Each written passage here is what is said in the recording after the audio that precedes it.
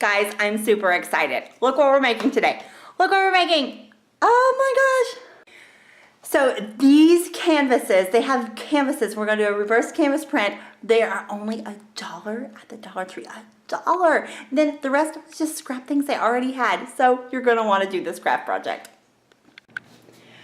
Okay, so here is the canvas that I got from Dollar Tree. Now they have had canvases before, but they were the flat canvases, so I was so excited to see these actual like wooden framed canvases, and 8 by 10, that's a good size. So anyway, so you're going to start by taking it out of the plastic, of course, and then removing the staples.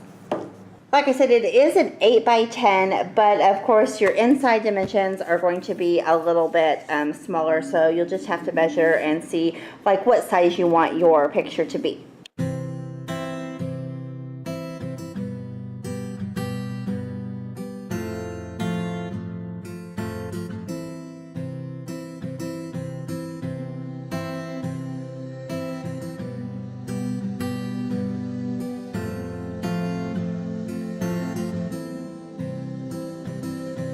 Okay, people, so this is a lot harder than the little like thing on Pinterest that I looked. Okay, so far I have tried this letter opener. That doesn't work.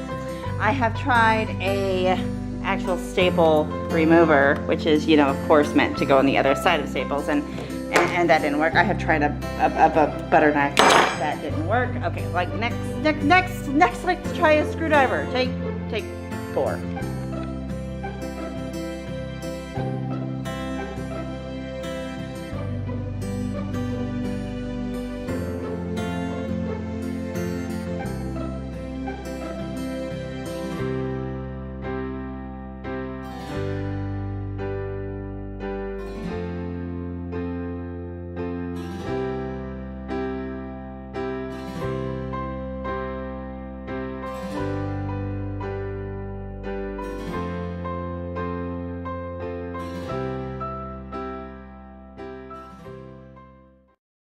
Those tutorials where it's like, simply remove the staples.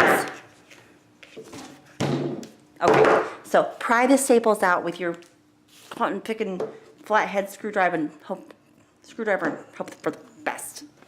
Okay, so now we have removed said canvas from said frame. Oh my gosh, so that, it really didn't take that long, guys. It was like, I don't know, 5 or 6 minutes, but it was more of a pain than these like fancy little YouTube tutorials usually make it out to be. It's like, oh, remove staples, and then what you don't see is they speed it up, or they just like click their fingers and magically they're gone, and you don't know that like it took, okay, it didn't take forever, but it felt like it took forever, and those were so hard, and I might have stabbed my finger. Yeah. Yeah. Anywho, they are out. It's not that much work, but it does look like a hot mess on the back, but that is okay. We're not going to use that. Okay, so now we have our canvas over here. So I'm going to lay that over there so it doesn't get dirty. And then I'm going to take this outside, and you can leave it how it is if you like that. Or I am going to stain it. You can stain it or you can paint it. I'm going to stain it, I don't know. I haven't decided if I'm going to use like actual stain or my wax paint. I'll see when I get out there. The wax paint does dry a lot faster. But either way, you're going to want to stain it, paint it, or whatever, or finish it however you want. It does have these little kind of grooves in the corner, but I'm not actually going to mess with them. At first, I thought that I might put some wood glue in it, or wood filler in it, and make it all smooth, but I kind of like the way it looks. So right now I'm going to take that outside. Well, actually first, this is another one of those things that they don't show you in the normal YouTube tutorials, is I'm going to pick up all of these stray staples so that they don't get in the floor and get in somebody's foot, because that would not feel good. So yeah, pick up the staples, clean up kind of the area, and go stain this. And while that is drying, I can work on my image for my canvas. Okay, so I'm out in the shop. It is ventilated out here, and I am using this. I'm going to use this wood finish. It's in dark walnut. It's some that I have had forever. I've used it on a million projects. As you can see, it's kind of a mess. And I normally use those little black brushes, those little black bone brushes, to stain with, but I'm apparently out. So you just use what you have on hand. So I have this little leftover brush. I buy these in a multi-pack for a different craft project, and I never use this size, so it's a good use to use up that. And then I do have some paper towels, and I'm basically just going to stain this. Forgot my tripod in the other room, so let's see if we can, how well we can do this one-handed, just to kind of show you. Oh, not real well, right? So basically I just kind of rub it on, and then we'll let it sit for a minute, and then we will wipe off any excess. But that's basically what you're gonna do. Okay, so here's what it looks like when it is all stained. It's all cute. The lighting in here is a little weird, so it's hard to see, but you'll see it soon. But now I am going to let this dry. Now, it won't take long for it to actually dry because I don't let it sit quite as long. So I basically stain it, and then I wipe off all the stain fairly quickly just to get some of that, like, you know, basically uneven. I like that, like, kind of rustic barn, you know, farmhouse kind of look. And so that's kind of how I do it. And then I am going to put a coat of lacquer just to be quick. I am going to use, oh, we got something stuck on the bottom of the can. I'm going to use this lacquer. I'm going to wait till this dries, and then I will just spray it with a quick coat of this spray lacquer. It just goes on real fast, and it dries pretty fast. And for something like this, you don't need a real thick coat. It's just a picture frame.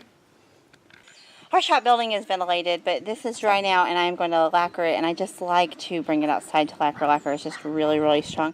So I'm going to put down some cardboard, and then I will just spray the lacquer on this and then let it dry.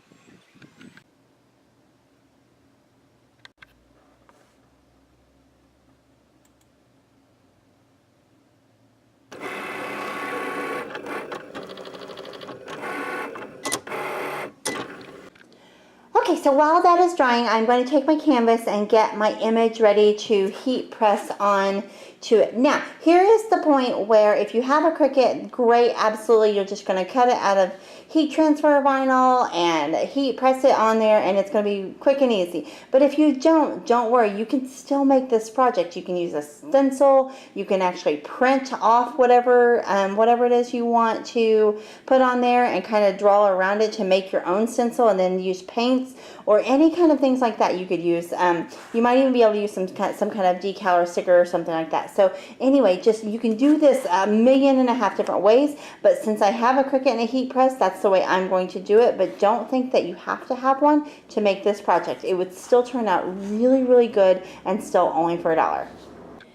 Okay, so now I have my design, and you can tell that it did get a little bit dirty in the corner. I don't even know how that happens, but anyway, that's not going to show because we'll have the frame on. But then basically I'm just going to take my design and I'm going to center it wherever I like, and then I'm going to heat press it on.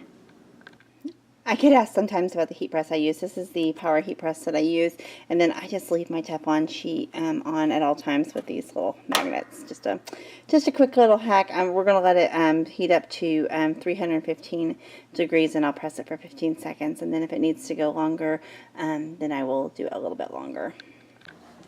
So this is what it looks like after it is pressed. Don't worry about where we took the staples out, and again, my pliers were kind of rusty, but that's not going to show. I just wait to cut all of that off until after I have my frame situated, so that I have just to make sure I have plenty of playroom. So but don't worry about that. You can leave all of that on. But this is what it looks like after it's pressed. Of course, it's completely flat now, but I ended up pressing it at around, I thought I had it set at 315, but the last thing I'd pressed was at 300, or 305, I mean, sorry. And so anyway, I pressed it at 305 for 15 seconds, and it worked just fine. So anyway, that is what I did, and so now I'm just going to go find my staple gun. I have an electric staple gun out in the garage, and so I'm going to use that to put my frame and everything on. So I'm going to go find that while the frame is continuing to dry. Okay, so my frame is dry. It looks all good. I do have my staple gun. Again, this is way overkill. You're not gonna need something like that. I do have a picture hanger hook for the back, and then I have an X-Acto knife, or you can use scissors or whatever. But basically, I'm going to put my frame on my canvas and just line it up where I think it needs to be. And this is where it helps to kind of have the extra canvas over, because if it's not quite centered, or you want it or maybe you want your image to be onto one side or the other, you have a little bit more play with that. Now, if you had cut that, you would not have nearly the amount of play that you do. So basically, once you get it where you want it, then you're going to, I usually kind of mark it on the corner. I'm going to get a pen and mark it, but then we're going to flip it over and we're going to staple it.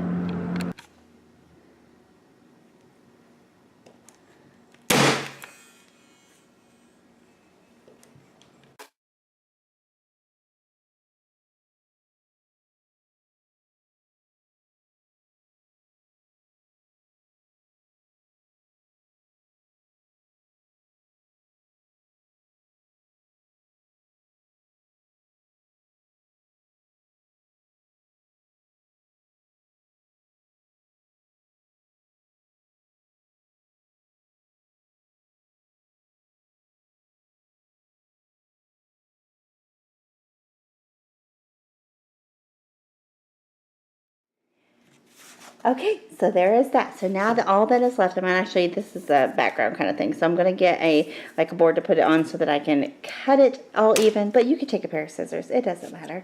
And then we're going to put the picture hanger hook on it, and then we'll be done.